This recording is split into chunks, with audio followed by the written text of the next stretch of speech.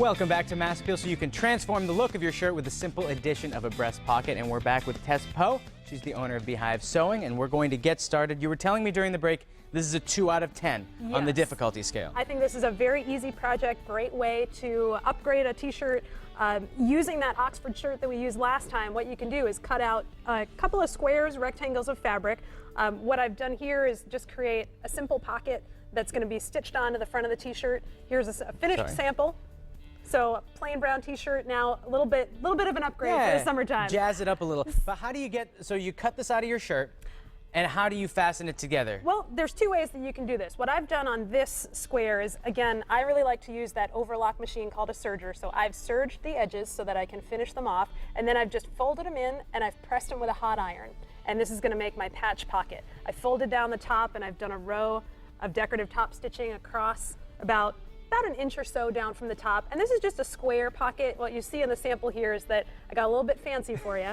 And I did an angled bottom here that looks a little bit more like the pocket on a regular Oxford shirt. Now, is that the way that you hem it, or do you cut it with scissors? What do you do? I folded it and I pressed it. So I did trim it down just a bit, but you know, really what's important is the outcome. So however it's easiest for you, however it's the least stressful and gets you to here is what you can do. There's no right or wrong in that sense. And there's no wrong way to do it too. I mean, there's probably a mathematical equation as to where you put this, but at the end of the day, it doesn't really matter where it is on your shirt. Right. The best idea, just like in all sewing projects, is to pin something in place, try it on, have a look, see if it's in the right spot for you. And that's what you've done in this example. Here. Right. So let's hold it up so we can see exactly the proportions of it too. So this is a men's shirt. This was a shirt that belonged to my husband that he didn't want to wear anymore. You know, great color, but just kind of got a little sick of it. So we put this on here. You know, he tried it on. Really liked where it was. You can see this pocket's a little bit more narrow than the one that I used here.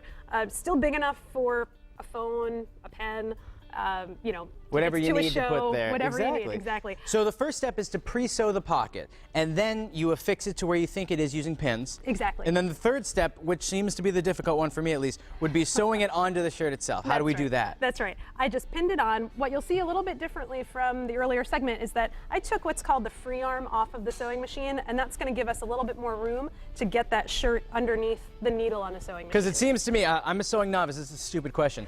You can't just do it like so, because there's 2 sides of the shirt, you'll sew your shirt together. Exactly. So because we took that free arm off, we have an opportunity to kind of slide this under here so that we're only sewing on one layer. See, I would have sewn my fabric, shirt together. And that's really, you know, that's really the key. And I'm going to start from this side here. I've already sewn this on halfway just to make it a little bit quicker for us so that maybe you have a chance to model it. I would love to try. And what we're doing here is edge stitching. And edge stitching, you know, is when we're sewing real close to the edge of our fabric. And, you know, just like on a factory-made garment, you know, you want to try to be as precise as you can. Maybe it means that you have to go a little bit more slowly.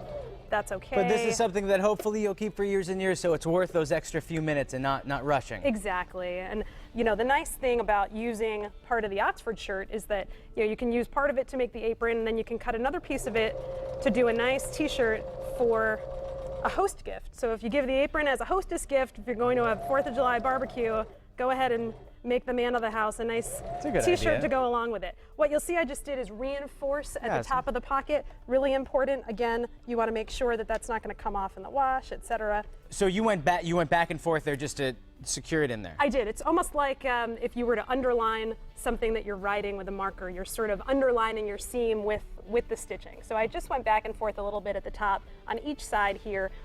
We'll go ahead and snip off those threads, and then you have a really neat pocket.